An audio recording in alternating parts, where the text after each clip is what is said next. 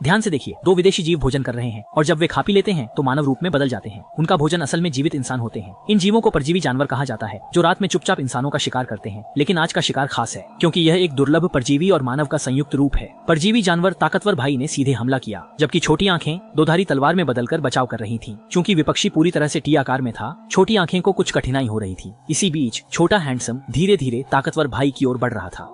जब छोटा आंख लगभग हार मानने वाला था, छोटा शुआई ने हिम्मत जुटाकर स्टील पाइप से कियांग को मारा। कियांग गिर गया और उसकी चेतना खोने लगी। छोटा शुआई ने यह देखा और भाग गया, लेकिन मामला खत्म नहीं हुआ। घर लौटकर छोटा आंख ने बताया कि कुछ समान प्राणी उनके करीब आ रहे हैं। छोटा शुआई कोने में छिपकर चाकू लेकर देखता रहा। उसे हैरानी हुई कि इस बार दुश्मन उसकी माँ थी। असल में जब कियांग मरने वाला था, उसकी माँ वहाँ से गुजर रही थी और कियांग ने उसकी माँ के शरीर में परजीवी बनकर प्रवेश कर लिया।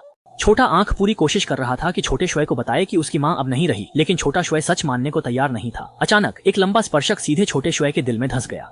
अगले ही पल वह जमीन पर गिरा, एकदम स्थिर। मेजबान की मौत के बाद छोटे आंख के लिए फिर से खतरा था, लेकिन आश्चर्यजनक रूप से अगले दिन छोटा शुआई चमत्कारिक रूप से जीवित हो गया। असल में छोटे आंख ने अपनी विभाजित कोशिकाओं से छोटा शुआई के दिल को फिर से ठीक कर दिया था। हालांकि वह फिर से जीवित हो गया, लेकिन माँ को खोने का दर्द उसे अब भी गहराई से चुभता था। उसके बाद से छोटा शुआई जैसे बदल गया था। पसंद करने वाली लड़की जब मिलने आई तो उसने ध्यान नहीं दिया। लगता है कि छोटे आंख ने न केवल उसके शरीर को ठीक किया, बल्कि धीरे धीरे उसके विचारों को भी बदल रहा था। उस दिन स्कूल में शौशुआई ने देखा कि परजीवी दा झुआंग उसकी कक्षा में आ गया है। दा झुआंग बाहर से दोस्ताना लगता है, लेकिन मिलते ही उसने शुआई को धमकाने की कोशिश की, पर शुआई ने बिना डरे पूरी ताकत से मुकाबला किया, जिससे दा झुआंग हैरान रह गया कि शुआई की ताकत उसके बराबर है। फिर दा झुआंग ने शुआई की बात जाकर महिला अध्यापिका को बता दी।